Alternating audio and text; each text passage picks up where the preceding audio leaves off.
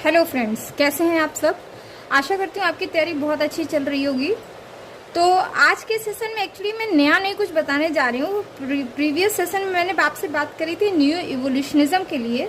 New evolutionism में हमने जो भी पढ़ा था मार्शल सालिन, ये स्पेसिफिक एंड जनरल इवोल्यूशन, उसी के क्रम में हम थोड़ा सा एक और चीज़ आपको ऐड ऑन करा देते हैं जो बहुत इंपॉर्टेंट है, जो रिसेंट डेवलपमेंट है। ये आप कह सकते हैं सिलेबस में कई बार पूछ लेता है और ये सिलेबस में भी है। और ट्रेडिशनल के साथ साथ हमें वो चीज़ें भी नज़र रखनी पड़ती हैं, हमें वो चीज़ें भी पढ़नी पड़ती हैं जो हमें जो अभी रिसेंट डेवलपमेंट किए गए हैं, जो रिसेंटली ऐड ऑन किए गए हैं आपके सिलेबस में। ठीक है, तो उसी क्रम में थोड़ा सा एक आप और ऐड कर लीजिएगा न्यू इवोल्यूशनिज्म के ही चैप्टर में। एक आती है theory of differential evolution. Theory of differential evolution जिसे दिया था R.L. कार्नीरो एंड टोबियास ने। तो ये अपने नोट्स आप अपने खुद भी बना सकते हैं, वीडियो के दौरान स्क्रीनशॉट ले लीजिएगा और बिल्कुल इसी तरह से आप भी लिखिएगा। तो देख लेते हैं ये क्या है थियरी ऑफ डिफरेंशियल इवोल्यूशन, जिसे रॉबर्ट एल कार्नीरो ने और टोबियास ने प्रपोज किया था।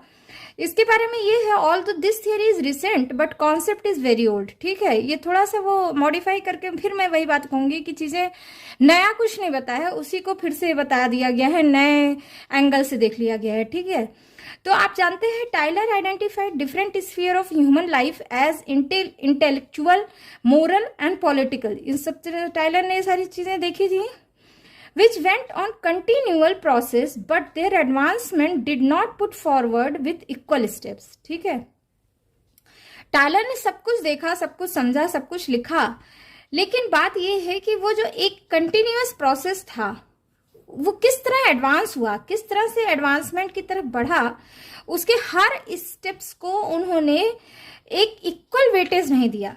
ठीक है, लेकिन फिर देखिए हुटन ने क्या किया। Hooton in field of hominid evolution also noted that all part of human body had not been evolve in same scale. Hooton जो थे, आप फिजिकल एंथ्रोपोलॉजी में पढ़ेंगे हुटन के बारे में। मैंने कुछ होमिनिड के टाइम में कुछ बात भी की थी हुटन के बारे में।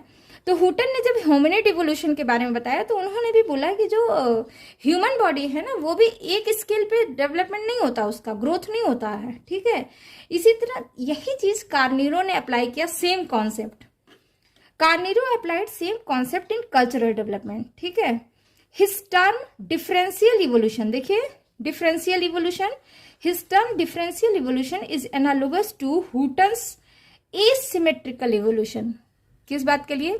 जैसे हुटन ने जो चीज फिजिकल एंथ्रो में बात कही, वही चीज रॉबर्ट एल कार्नीरो ने सोशल एंथ्रो में बात कही। ठीक है, इन्होंने हुटन के ही टर्म को, हुटन ने जो एसिमेट्रिकल इवोल्यूशन वाली बात कही थी, वही चीज इन्होंने यहाँ पे कह दिया है डिफरेंशियल इवोल्यूशन।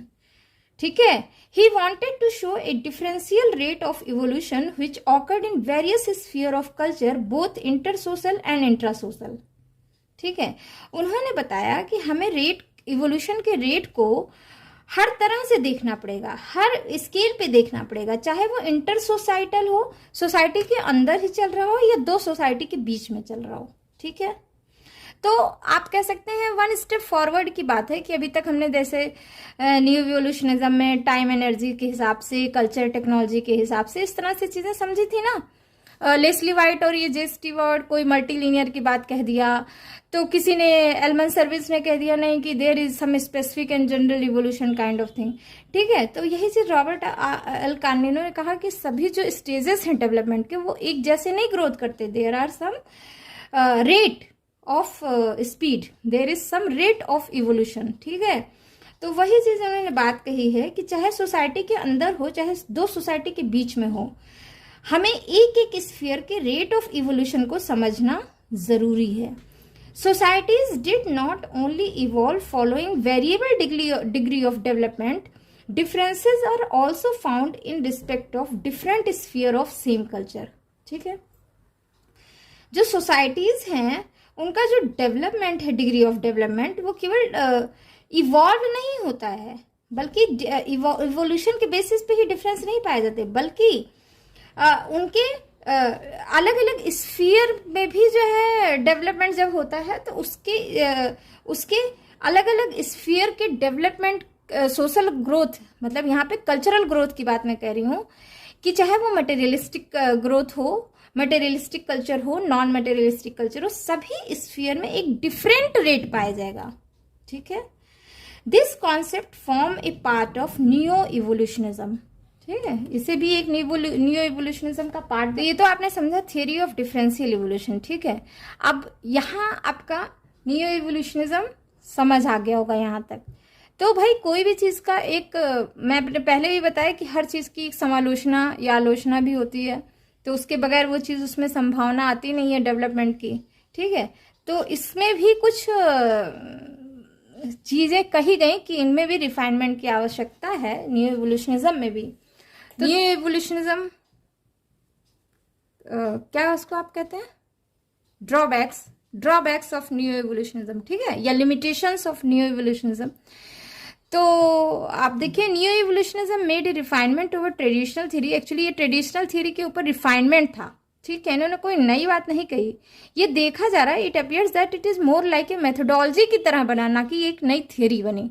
तो न्यू इवोल्यूशनिज्म हम अभी तक जितना समझे, आप देख रहे होंगे कि एक थ्योरी नहीं है, ये एक मेथोडोलॉजी है। जो पहले इवोल्यूशनिज्म हो गया था, ग्रोथ बात कर रहे थे वो लोग, ग्रोथ ऑफ कल्चर, या उनके हिसाब से कि जो है कंपैरेटिव अकाउंट कर रहे थे। लेकिन बात वही है, जैसे एल.एच. मॉर्गन ने भी वही बात कही थी कि ग्रोथ हो रहा है। आपने देखा होगा इस बारबेरिक और what is it, savagery, barbarism and civilization में उन्होंने डिफरेंट फूड स्टेज, तो they have some kind of thought कि ये इस तरह से इवोल्यूशन हो रहा है। तो ये जो थियरी थी न्यू इवोल्यूशनिज्म, ये कोई एक थियरी नहीं थी, एक तरह से ये मोर लाइक ए मेथोडोलॉजी थी। ठीक है, दूसरी बात कि it is based on assumption, ये एक अजम्पशन पे बेस्ड था that significant regulatories in culture change do occur. इनके हिसाब से चेंज तो पाए जाते हैं, लेकिन ये mostly concern with cultural law. ठीक है, कि जो कल्चर के डिटर्मिनेंट्स हैं वो कल्चरल लॉज के हिसाब से होते हैं। There is a law which determine the growth. समझ रहे हैं? अच्छा, तीसरी बात है कि जो न्यू इवोल्यूशनिज्म था, new evolutionism deals with form, function and sequence of culture which have empirical validity. तो जिस चीज की एम्पेरिकल वैलिडिटी थी, न्यू इवोल्यूशनिज्म एक्चुअली उसी के बारे में डील कर रहा था। आपने देखा था टेक्नोलॉजी बढ़ रहा है तो कल्चर बढ़ रहा है, इस तरह करके। वो बात नहीं कह रहे थे कि व्हाट इज कल्चरल सर्वाइवल, ये बात इन्होंने नहीं बताई। ठीक है, तो that is the another one. Next देख लेते हैं, this theory always stand on concreteness and specificity.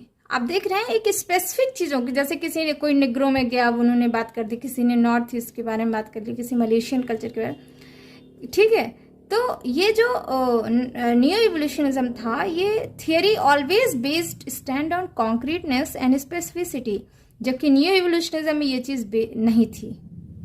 ठीक है, नेक्स्ट है कल्चर इज डायनेमिक। आप सारे जानते हैं कल्चर डायनेमिक है। New evolutionism can not solve problem of time and space to deduce a cross cultural similarities. आप वही बात आ गई ना कि इन्होंने दो कल्चर के बीच में जो सिमिलरिटीज पाई गई थी, वो एक टाइम एंड स्पेस में सॉल्व करने की कोशिश नहीं की, जबकि हम जानते हैं कि कल्चर डायनेमिक होता है। तो that is the another lacking. तो दैट्स ऑल अबाउट न्यू इवोल्यूशनिज्म। अब इससे बाहर का नहीं पूछेगा, तो इतना आप जरूर जानिए न्यू इवोल्यूशनिज्म के बारे में। अब इतना जानने के बाद आप इसको मल्टीपल चॉइस क्वेश्चन में भी कर सकते हैं, डिस्क्रिप्टिव में भी कर सकते हैं। 50 वर्ड्स लिखना हुआ तो 50 वर्ड्स भी लिख सकते हैं, और 200 वर्ड्स लिखना हुआ तो उसे भी आप लिख सकते हैं। ठीक है ना? इसके अलावा कोई प्रॉब्लम आ रही है तो मुझे जरूर मैसेज बॉक्स में जाके मैसेज करें, मैं नेक्स्ट वीडियो में उसे रेक्टिफाई करने की कोशिश करूंगी। ठीक है ना? तो चलिए, यहां तक समझ में आ गया। तो that is all for new evolutionism. Thanks for listening. Bye bye.